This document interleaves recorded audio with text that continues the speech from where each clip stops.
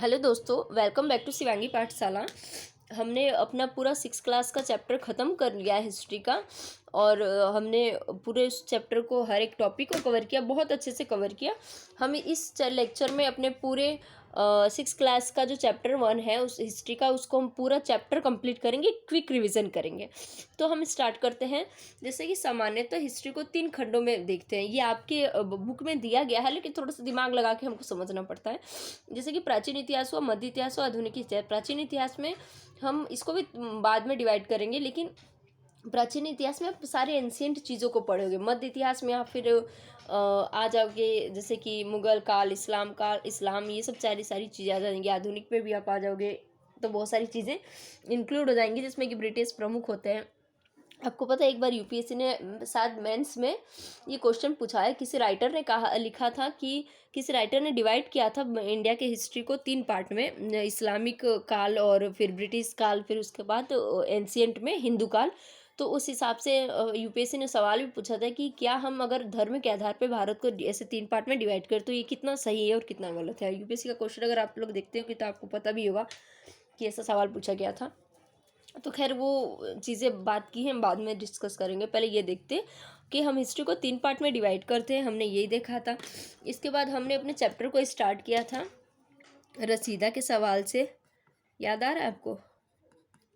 रसीदा एक 6 क्लास की बच्ची है जो सोचती है कि आज से 100 साल पहले क्या हुआ था, या आज से 100 साल पहले चीज़ें कैसी थी, या हमें कैसे पता चलता था कि आज से 100 साल पहले क्या हुआ था। एग्जैक्ट उसका सवाल ये था कि आज से 100 साल पहले क्या होता है, ये हमें कैसे पता चलता है। तो याद है, हमने रसीदा के सवाल को सॉल्व किया था। रसीदा को बताया था कि एक कार्बन 14 की विधि है, जिसको रेडियो कार्बन भी कहते हैं। हमने इस बारे में भी रसीदा को बताया था। हमने रसीदा को ये भी बताया था कि पांडुलिपि के थ्रू हम लोग कैसे जान पाते हैं। फिर हमने पांडुलिपि के बारे में हमने बहुत अच्छे से पढ़ा था। फिर हमने अभिलेख के बारे में भी रसीदा को बताया था। हमने रसीदा को कॉइन्स के बारे में भी बताया था। हमने रसीदा को बुक्स के बारे में भी बताया था। तो अगर आपने लेक्चर देखा है तो आपको ये सारी चीज़ें नई नहीं लगेंगी, लेकिन अगर आपने लेक्चर नहीं देखा है तो आपके लिए सारी चीज़ें नई हैं। तो हमने रसीदा को ये सारी चीज़ें बताई थी। और रसीदा के सवाल से आगे बढ़े थे हम। तो हमने अपने क्या का, जो आपके चैप्टर में दिया है, सबसे पहला वर्ड क्या। फिर हम, आपको याद होगा, हमने अपने क्या को सॉल्व किया था। जैसे कि हमने इस चैप्टर में क्या पढ़ना है, या जो आपका अध्याय है ये क्या। तो क्या का हमने, याद है आपको, हमने सॉल्व किया था कि हमें मानव जाति कहाँ रहते थे, कहाँ रहते थे,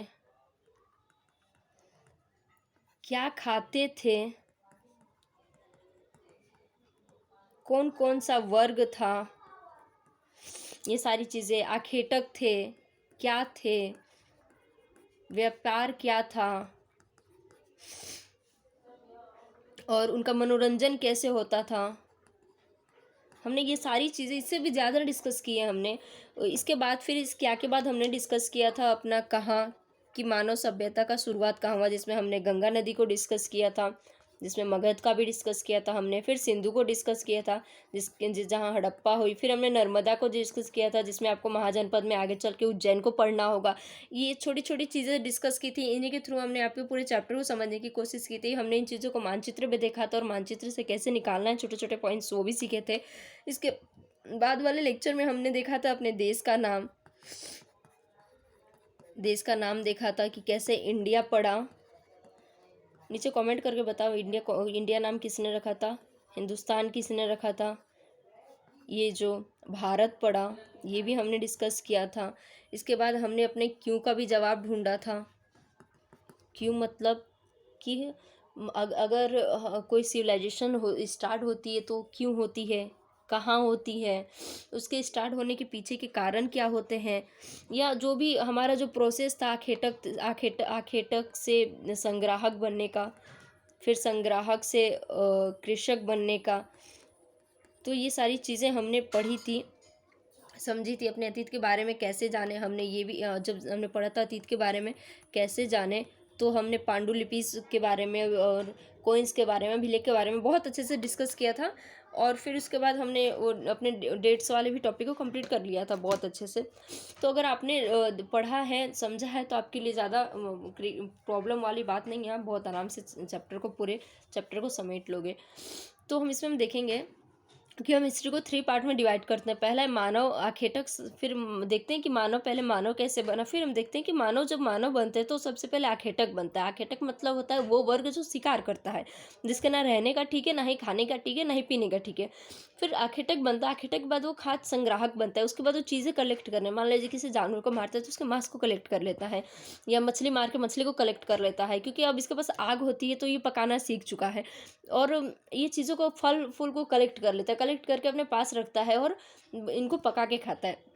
जब ये कलेक्ट करने लगता है तो फिर धीरे धीरे नगरीय सभ्यता में कन्वर्ट होने लगती है। मतलब कि अब ये लोग इकट्ठे होने लगते हैं। मान लीजिए गेहूं का पौधा है तो वो वहाँ इकट्ठे होंगे, उसको काटेंगे, उसको काट के उस अनाज को रखेंगे, फिर वहाँ अनाज बोएंगे। जब वहाँ अनाज बोएंगे तो उनको फिर रुकना पड़ेगा, तो रुकना पड़ेगा तो हम धीरे धीरे नगरीय सभ्यता में परिवर्तन देखेंगे कि कैसे ये सारे लोग नगरीय सभ्यता में बदलते हैं। ये हम अगले चैप्टर में देखेंगे। इसके बाद हमने सिक्कों के बारे में पढ़ा कि कैसे हमने सिक्कों के थ्रू अपने इतिहास को समझने की कोशिश की थी। जैसे कि सबसे पहले पंचाट सिक्के थे, तो वो सिक्के क्या बताते हैं, चाहे इस्लामिक जो हमारा स्थापित होगा इंडिया में, वो उस टाइम के सिक्के क्या बताते हैं, या जो चंद्रगुप्त मौर्य के समय के सिक्के हैं वो क्या बताते हैं। जैसे कि मान लीजिए अगर कहीं किसी इससे एम्पायर से सिक्के बहुत ज़्यादा मिलते, इसका मतलब वहाँ व्यापार बहुत ज़्यादा होता था, यहाँ इसका मतलब वहाँ पैसा भी बहुत ज़्यादा था। तो इन सारी चीज़ों के थ्रू हमने सिक्कों का अध्ययन किया, सिक्कों के बारे में जाना, हमने अभिलेख का भी अध्ययन किया, हमने पांडुलिपिस को समझा कि कैसे पांडुलिपिस में लिखा जाता था।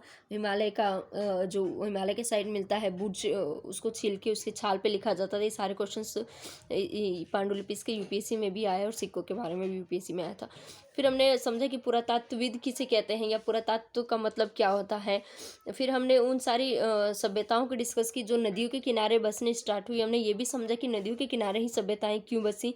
इसके बाद हमने देखा कि हाँ, इंडिया में जो भी पांडुलिपिस मिले हैं वो संस्कृत में मिले हैं, पाली में मिले हैं, प्राकृत में मिले हैं, तमिल में मिले हैं। जब जहाँ जो भाषा ज़्यादा समझी जाती थी, लोगों द्वारा ज़्यादा बोली जाती थी, वहाँ के पांडुलिपिस उस लैंग्वेज में ज़्यादा मिलते थे। इसके बाद हमने ये जो कुछ शब्दावली है जो बहुत इंपॉर्टेंट है, ये इस पांडुलिपिस पे, अभिलेख पे, पुरातत्व पे, इन सारी ये तीनों पे यूपीएससी में क्वेश्चन पूछ चुका है हिस्ट्री मेंस में। तो हिस्ट्री ऑप्शनल में तो आपका अगर यहाँ से कंप्लीट है, बेसिक कंप्लीट है, तो आगे आपको दिक्कत ही नहीं होगा, ये सारी चीज़ें आपको अलग से पढ़नी ही नहीं पड़ेंगी। इसके बाद हमने इतिहासकार के बारे में डिस्कस किया था कि इतिहासकार वो लोग होते हैं जो पुरानी सारी चीज़ों को कलेक्ट करते हैं। मान लीजिए कि हड़प्पा का देखेंगे तो वो पुरानी चीज़ों को कलेक्ट करेंगे, जो भी भौतिक चीज़ें उन्हें मिलेंगी, और उनको कलेक्ट करके वो पूरा एक सभ्यता बना देते हैं, एक पूरी कहानी बना देते हैं कि हाँ, यहाँ लोग कैसे रहते होंगे, कैसे उनका विनाश हुआ होगा, कैसे वो लोग जीते थे, ये सारी चीज़ें। फिर स्रोत के बारे में भी क्वेश्चंस आते हैं कि कौन कौन से स्रोत थे। तो अभी हमारे चैप्टर में इतना ही था, तो हमने इतना ही डिस्कस किया, आगे हम इसको और आगे ले जाएंगे। फिर आप देखोगे कि ये 2 पॉइंट जैसे कि पूछ देता है कि गेहूँ सबसे पहले कहाँ मिला, तो हम देखेंगे सुलेमान में, कीर्थर में गेहूँ मिलता है, जो कि इंडिया से बाहर है, शायद ईरान के पास है। फिर ये विंध्य के पास हम देखेंगे, ये विंध्य के